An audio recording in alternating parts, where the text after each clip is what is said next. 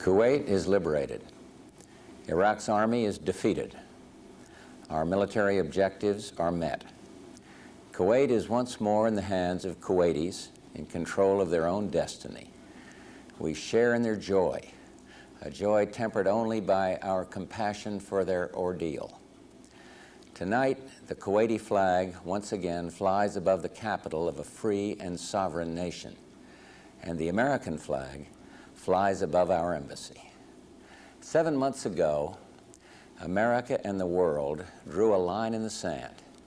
We declared that the aggression against Kuwait would not stand. And tonight, America and the world have kept their word.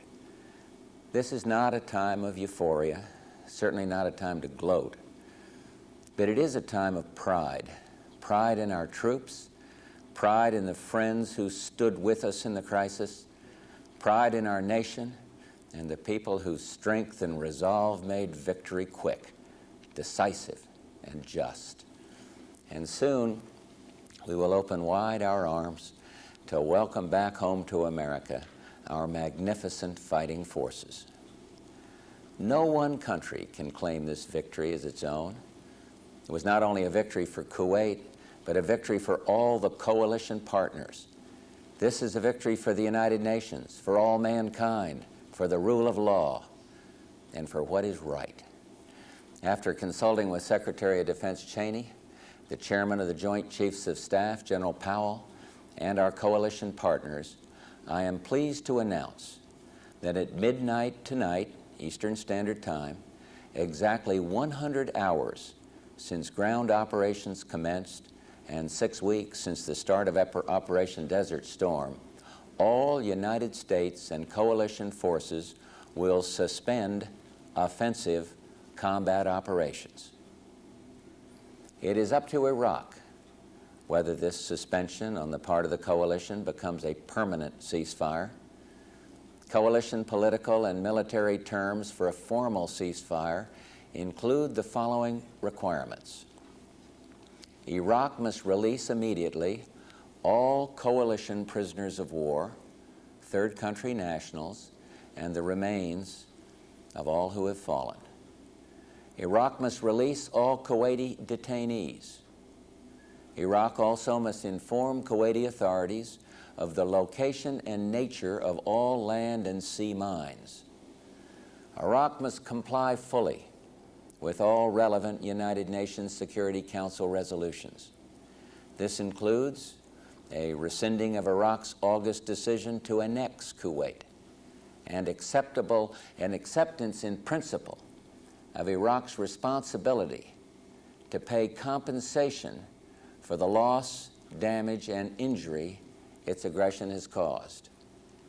The coalition calls upon the Iraqi government to designate military commanders to meet within 48 hours with their coalition counterparts at a place in the theater of operations to be specified to arrange for military aspects of the ceasefire. Further, I have asked Secretary of State Baker to request that the United Nations Security Council meet to formulate the necessary arrangements for this war to be ended. This suspension of offensive combat operations is contingent upon Iraq's not firing upon any coalition forces and not launching Scud missiles against any other country. If Iraq violates these terms, coalition forces will be free to resume military operations.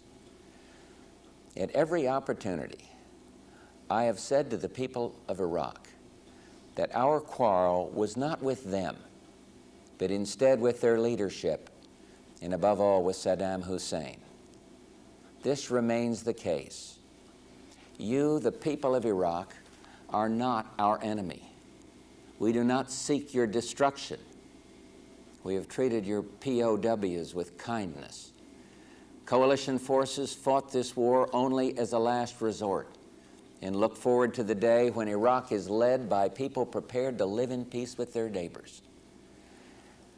We must now begin to look beyond victory in war.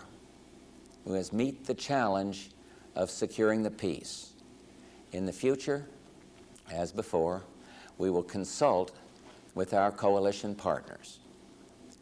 We've already done a good deal of thinking and planning for the post-war period, and Secretary Baker has already begun to consult with our coalition partners on the region's challenges.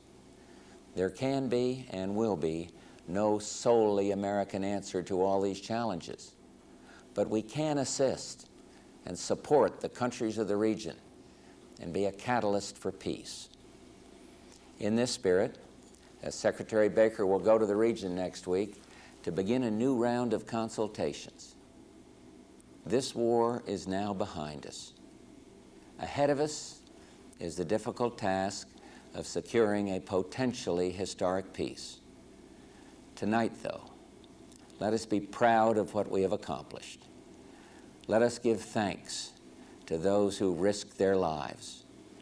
Let us never forget those who gave their lives. May God bless our valiant military forces and their families, and let us all remember them in our prayers. Good night, and may God bless the United States of America.